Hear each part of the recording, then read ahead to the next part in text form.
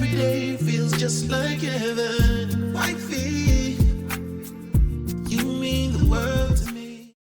Good evening, everyone, and welcome to Etcetera with the Woodards, episode 12. Wow, 12 weeks in the making, and we are going to complete this episode tonight. I am your host, Craig Woodard Sr., the Executive Director and President of the Down Syndrome Association of Tampa Bay, and we do this right out of Tampa Bay, right down here in Florida. And I wanted to start off talking about the organization for a minute. We're in our fourth year with our 3-2-1 art class, and it is going fantastic. It is actually funded by a grant that we received from the Arts Council through Hillsborough County. We have art class on the first Monday of every month and the third Sunday of every month as well, just to kind of make it accessible for most people. If you can't make it during the week, we have a weekend class. If you can't make it during the weekend, we do have an evening class during the week. So it is the first Monday of every month and the third Sunday of every month. On that Monday, it's from 6 to 7 p.m. And on that Sunday, it is from 2 p.m. to 3 p.m. Now, we sometimes adjust the schedule based off of whether it's a holiday or something like that. So our next class coming up is going to be June 2nd. And then we will, it's supposed to be June 15th. That's Father's Day. So we moved it back a week. We're going to do it on June 22nd, starting at 2 p.m. And here's the good thing about this organization. We're a 501c3 nonprofit organization. We're in our seventh year, going on 8 years old, coming up in February 23rd of 2026. We'll be 8 years old. And we've been doing the art class now for 4 years. We're getting towards the end of our completion of this art class. It is absolutely free for all members and those that want to come to the class. Please come on out. We do have it at the Center Place, which is connected to the Brandon Library in Brandon, Florida. It's called the Center Place, and it's 619 Vonderburg Drive.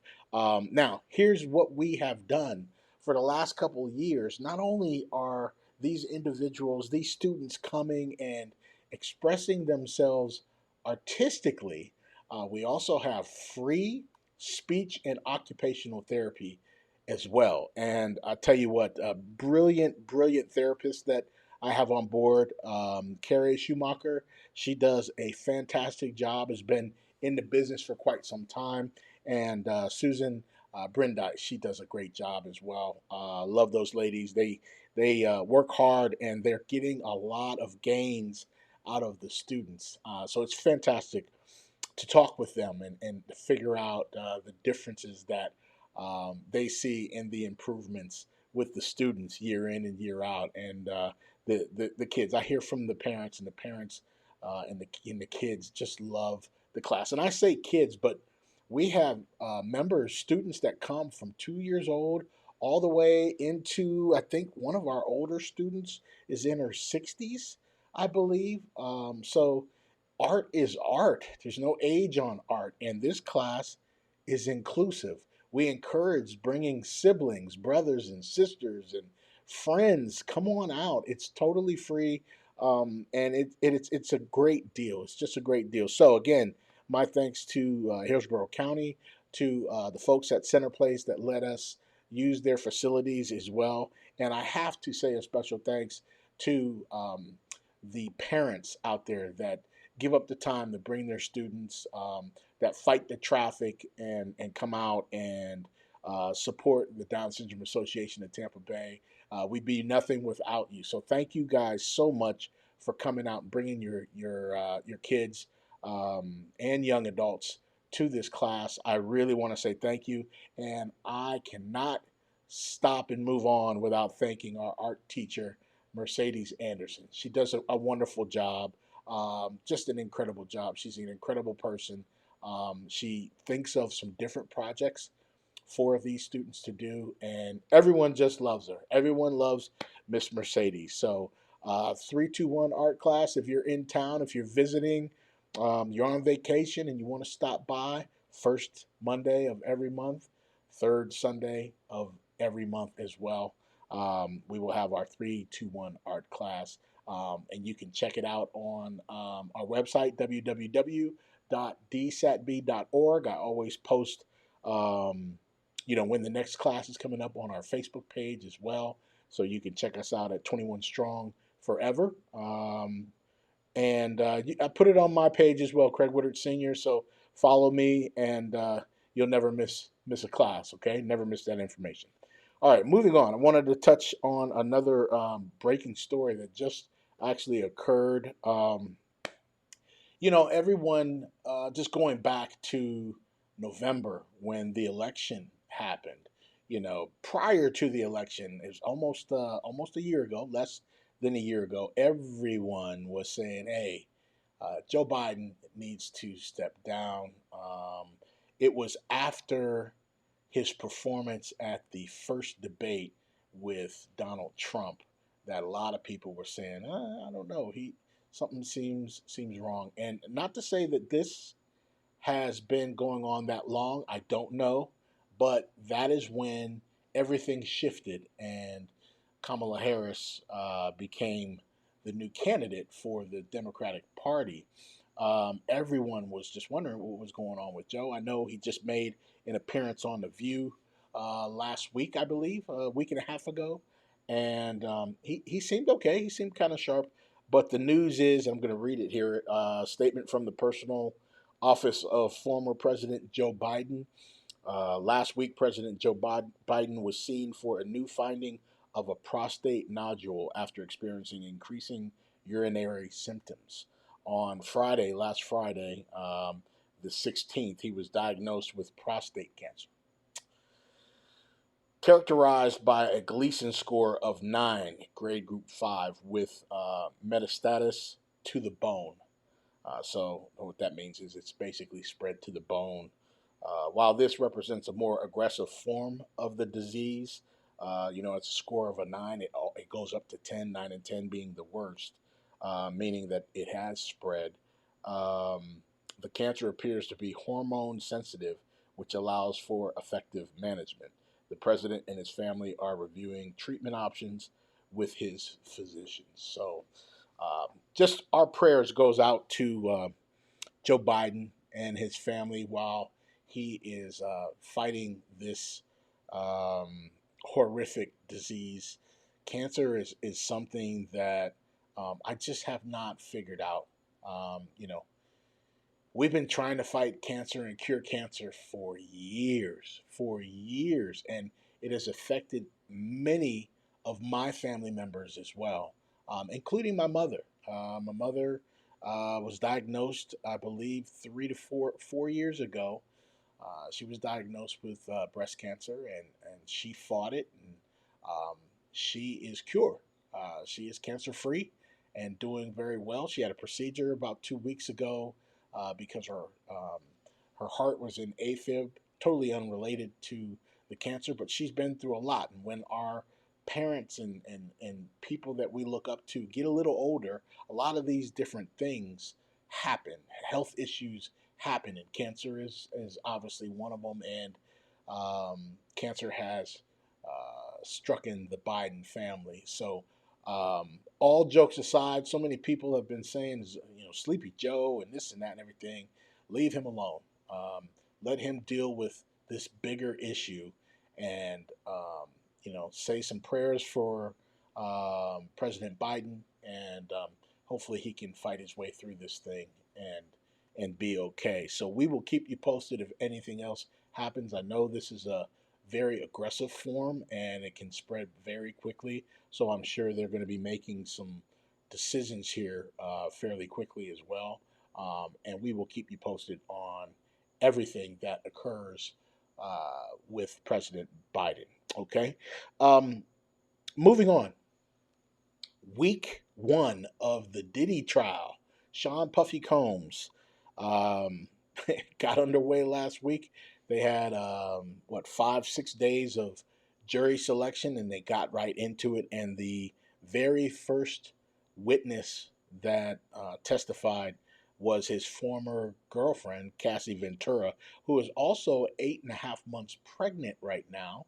And so they wanted to get her testimony in first before she went into labor. But a lot of information Cassie was talking about on the stand, and they brought in a lot of her text messages, and we talk about these freak offs that Diddy had, where there were uh, sex workers there.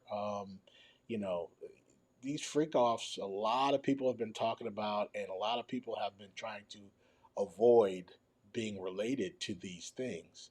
But they did occur, they did happen. They happened pretty frequently. Um, you know, she signed to Diddy's label, and then he ended up dating her. She became his girlfriend, and immediately started taking part in these freak offs. And she's stating that he made her do this.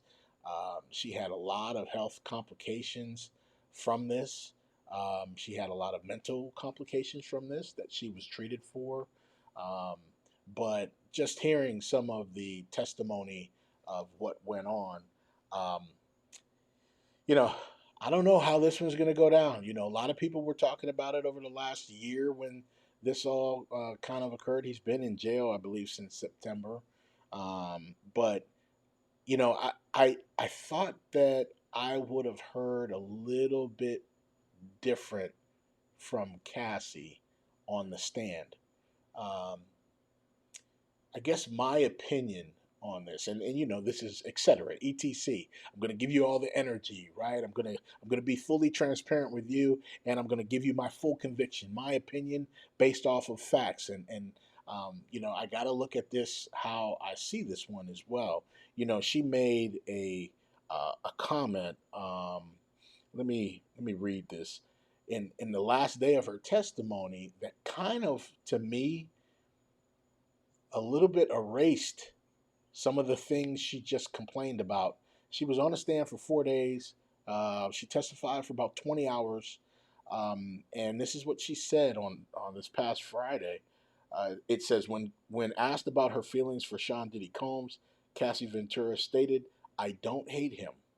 I have love for the past and what it was." This was said during her testimony at Combs' trial. She elaborated, saying she still felt some love for the past relationship. When she made the statement of, "I have love for the past and what it was," that is concerning to me. That bothers me. Um, I wonder what the jury thinks about that statement, because he's on trial for the past. He's on trial for what she was involved in the past, and for her to make that particular statement, um, I don't know, that just doesn't resonate well with me, and I'm very curious how that is going to resonate with the jury. I'm not sure. I do know on this past Friday, another witness that testified was Don Richard. Don was also on his reality show, Making the Band, um, and she was in the group Danity Kane, and she testified that she saw a number of times um, P. Diddy assault Cassie on a number of times. So we still have some issues there and some credibility as well. And they have just begun. This is going to be an 8-week trial. We have just completed the first week of testimony. So we'll see what happens. But um, that kind of bothered me a little bit. And I'm really anxious to see how the rest of this trial goes. And we'll keep you posted on that as well. When you're looking at our podcast, you're watching it on either Facebook or obviously the link is from our YouTube channel, etc. with the Woodards. So please subscribe, share, like, leave me some comments. If you want to comment about some of the topics we're talking about, put some comments on there so that I can reply back to you in our next episode. We'll talk about some of the updates and stuff like that. And we can kind of communicate that way, okay? All right, moving on. I wanted to touch this. My wife and I were talking about this, and she was like, "No, you don't have enough information to talk about this yet." But this came up in our 321 art class today, and Craig Jr. has one as well. So, Craig Jr. was blessed with Down syndrome. I told you guys in an earlier episode what Down syndrome consists of. And Down syndrome is a chromosome disorder, which means that, you get 23 chromosomes from your mother. You get 23 chromosomes from your father. That totals 46 total chromosomes. Someone that has Down syndrome, trisomy 21, they have 47 chromosomes. Why? Because they have an extra copy of the 21st chromosome. That extra copy causes speech delays. It causes low muscle tone. It causes an intellectual disability. They crawl a little bit later. They walk a little bit later. Their speech. They need speech therapy and they need occupational therapy to really grip a pen or pencil correctly, and all these different things. Early intervention is very key to get this done when they are very, very young. Um, but Craig Jr., he has his way of speaking. Some words he can say very, very clearly. Matter of fact, he says one word super clearly, and it starts with an F. And I don't know where he got that from, but I will blame his mother for that. He says it very clear, and we have to get him to stop saying that. But he does struggle in some of the other words as far as his um, enunciation. And so in school, how does that play a part in school? Well, he has an ACAT machine. Okay, an ACAT machine is an assistive context aware toolkit. What this does is it's basically a tablet, and you can program it to the person. You can put their family names in there, different things that they like, and then they learn how to use this tablet to speak for them. And there's a voice on there that he can press a number of buttons in succession, and it would say a statement. So when we use it is sometimes when he's saying something that we don't understand exactly what he was saying. So there was one time we were driving back home from Orlando, and he was he was saying this term, and he kept saying the same term. So I knew he was saying a word, and it sounded like what the word is to him, but it didn't sound like that to us. And it sounded like he was saying Nicky Boom. And I'm like, what in the hell is Nicky Boom? Nicky Boom? What? Who is that? And so we waited till we got home, and he was hungry, and he was saying that he wanted. Well, we had him get his ACAT machine, and then he put in the sentence, and it said, "I want chicken noodle soup." So Nicky Boom is chicken noodle soup. Now, what this ACAT machine does, now that he recognized what he wanted and we recognize what he was saying, now we get to teach him the correct way how to say chicken noodle soup. So imagine if your child has some type of a speech delay, a speech impediment, if they have this ACAT machine and they're able to communicate with um, their peers at school and their teachers, and answer things with this. It's such a blessing. So if you're looking for one of these machines, definitely please look into this. It is covered by insurance. If you're in the school system, check with your ESE specialist at the school. Um, Go through the district, and it can be provided for you. Okay, so just wanted to pass on a little bit of that education while we were talking about that. Okay, just moving on to the last topic here, which is very exciting to me: the NBA playoffs. Whoa, the NBA playoffs is something else. I tell you what, Steph Curry after Game One against the Timberwolves, he pulled his hamstring and he was done for the series.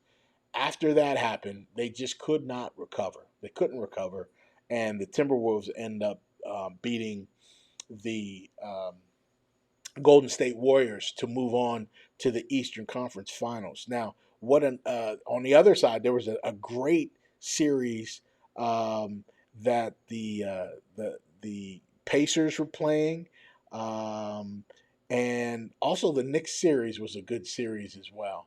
And I tell you what, in the Eastern Conference Finals, the Pacers won their series. The Knicks won their series. It's going to be the Pacers and the Knicks in the Eastern Conference Final. That game is set, game one, Wednesday at 8 p.m. It's going to be fantastic. I tell you what, some of the players to watch out for, obviously, Tyrese Halliburton for the Pacers, having a phenomenal postseason.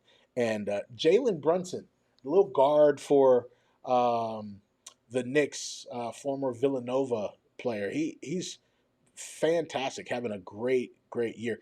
And speaking of the Knicks, one of the guys that I want to mention on the Knicks, there's a couple of them, but I mean, you still have Carl Anthony Towns as well, Big Cat Daddy. But I want to give credit to one that really stands out.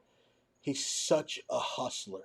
He changes the game. He changes the momentum of the game. He throws his body everywhere. Uh, Josh Hart is one of my favorite players. Like, when they say, hey, you want to meet one of these NBA players, you want to meet someone, he'd be one I'd love to meet, just to talk to, man. He seems very humble. He's hardworking and incredible player. So, Pacers Knicks game one Wednesday at 8 p.m. In the Western Conference Finals on Sunday, OKC and Denver were battling in game seven, and OKC just blew it out of the water at home. I told you when the NBA playoffs started, I said, watch out for OKC.